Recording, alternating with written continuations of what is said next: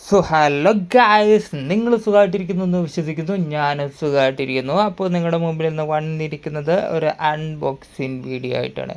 Video കുറച്ച് length കൂടുതലാണ്, അപ്പോൾ അതുകൊണ്ട് ഒന്ന് ക്ഷമിച്ചേക്കണം. ഇതൊരു അൺബോക്സിങ് വീഡിയോ ആണ്. നമ്മളൊരു ചെറിയൊരു കീബോർഡ് നിങ്ങളുടെ മുമ്പിൽ പരിചയപ്പെടുത്താൻ വേണ്ടി വന്നതാണ്. ഫോക്സിൻ എന്ന് പറഞ്ഞ ഒരു കമ്പനിയുടെ ഒരു കീബോർഡ് നിങ്ങളുടെ മുമ്പിൽ പരിചയപ്പെടുത്താൻ വേണ്ടി വന്നതാണ്. അപ്പോൾ വീഡിയോ ഫുള്ളായിട്ട് കാണുക, ചാനലൊന്ന് സബ്സ്ക്രൈബ് ചെയ്യുക, സപ്പോർട്ട് ചെയ്യുക. വീഡിയോയിലോട്ട് പോകും.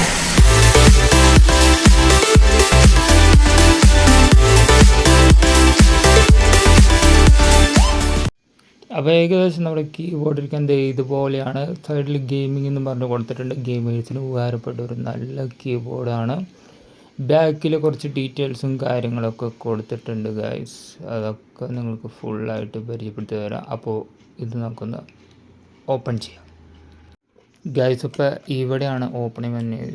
ചെറിയൊരു സ്റ്റിക്കർ കൊടുത്തിട്ടുണ്ട്. ആ സ്റ്റിക്കർ പറിച്ചു കളഞ്ഞിട്ട് ഇത് നമുക്ക് പയ്യെ ഓപ്പൺ ചെയ്യാം. അപ്പോൾ നമുക്ക് കീബോർഡ് പയ്യെ ഓപ്പൺ ചെയ്തെടുക്കാം. ഓപ്പൺ ചെയ്യുമ്പോൾ തന്നെ ഗൈസ് ഇതുപോലെ ഒരു കവറിൽ നല്ല നീറ്റായിട്ട് പാക്ക് ചെയ്താണ് അവർ തന്നേക്കണത്. പൊടിയോ മറ്റു കാര്യങ്ങളൊന്നും പിടിക്കാണ്ടിരിക്കുകയാണ് ഇങ്ങനെ കവർ ചെയ്തേക്കണം. അപ്പോൾ നമുക്ക് ഈ കവറിൽ നിന്ന് ഈ കീബോർഡും മൗസും നമുക്ക് പുറത്തേക്ക് പയ്യെ എടുക്കാം. ഫൈനലി നമ്മൾ കവറൊക്കെ മാറ്റി കീബോർഡ് പുറത്തെടുത്തിരിക്കുന്നു. അപ്പോൾ കീബോർഡിൻ്റെ ക്വാളിറ്റി തന്നെ നിങ്ങൾക്ക് മനസ്സിലാക്കാൻ പറ്റും. ഹൈ ക്വാളിറ്റി ഇല്ല, എന്നാലും അത്യാവശ്യം ഒരു നോർമൽ ക്വാളിറ്റി അല്ലേ. ഇവിടെയാണ് നമ്മുടെ ലൈറ്റിൻ്റെ ബട്ടൺ വന്നത്. പിന്നെ എന്താ വലിയ തിരക്കേടില്ലാത്ത കീസാണ് കൊടുത്തേക്കുന്നത്. വലിയ സ്മൂത്തിങ് ഇല്ല, അത്യാവശ്യം അത്രേ ഉള്ളൂ. പിന്നെ എന്ത് മൗസിൻ്റെ കാര്യം എടുത്ത് പറയാമെന്ന് വെച്ചാൽ മൗസ് അത്ര അങ്ങോട്ട് ഇഷ്ടപ്പെട്ടില്ല. കാരണം നമ്മുടെ കയ്യിൽ ഒതുങ്ങണില്ല. ഇത്തിരി ലെങ്ത്ത് കൂടിപ്പോയോ എന്നൊരു സംശയം. അതാണ് മൗസിൻ്റെ പ്രത്യേകത. പിന്നീടെന്ന് വെച്ചാൽ ലെഫ്റ്റ് ബട്ടൺ ആയാലും റൈറ്റ് ബട്ടൺ ആയാലും സ്ക്രോൾ ചെയ്യുന്ന ബട്ടൺ ആയാലും അത്യാവശ്യം പെർഫോമൻസ് തരുന്നുണ്ട്. വലിയ ഇതില്ല, അത്യാവശ്യം. പിന്നെ ഇവിടെയാണ് സെൻസറിൻ്റെ ഒരു ഇത് വരുന്നത്.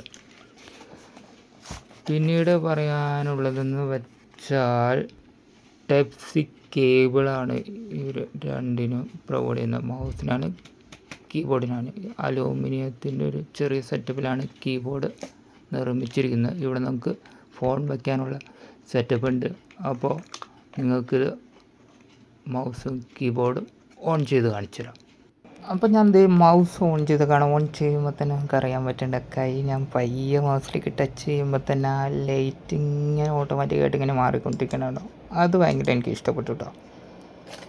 അത് ഒരു അടിപൊളി സെറ്റപ്പായിരുന്നു ഇവർ കൊടുത്തിരിക്കുന്നത്. പിന്നീട് ഇവിടെ വരുന്ന സെൻസറിൻ്റെ ഒരു ലൈറ്റ്സാണ്. എല്ലാ മൗസിനെ പോലും ഇതിനും കൊടുത്തിട്ടുണ്ട്. ജസ്റ്റ് നിങ്ങൾക്ക് ഞാനൊന്ന് കാണിച്ചു തന്നുള്ളൂ. അപ്പോൾ എനിക്ക് ഏറ്റവും കൂടുതൽ ഇഷ്ടപ്പെട്ടത് ഇതാണ്. നമ്മളിത് കൈ ചുമ്മാ ഒന്ന് സ്ക്രോൾ ചെയ്യുമ്പോൾ തന്നെ അത് ലൈറ്റ് ഇങ്ങനെ മാറിക്കൊണ്ടിരിക്കണം. കീബോർഡിൻ്റെ കാര്യം എടുത്ത് പറയാമെന്ന് വെച്ചാൽ കീബോർഡിൻ്റെ ലൈറ്റ് വരുന്നത് ഇതുപോലെയാണ്. ചില കീബോർഡിൽ ഞാൻ കണ്ടിട്ട് ഓട്ടോമാറ്റിക്കായിട്ട് ഇങ്ങനെ മാറിക്കൊണ്ടിരിക്കും ലൈറ്റ്. എന്നാൽ ഈ കീബോർഡിന് അങ്ങനെയില്ല. ഒറ്റ കളറിൽ ഇങ്ങനെ നിൽക്കും. എന്നാലും തിരക്കേടില്ല എന്ന് തന്നെ പറയാം. അത്യാവശ്യം ഒരു ക്വാളിറ്റിയിൽ ലൈറ്റ്സ് കൊടുത്തിട്ടുണ്ട് കീബോർഡും മൗസും.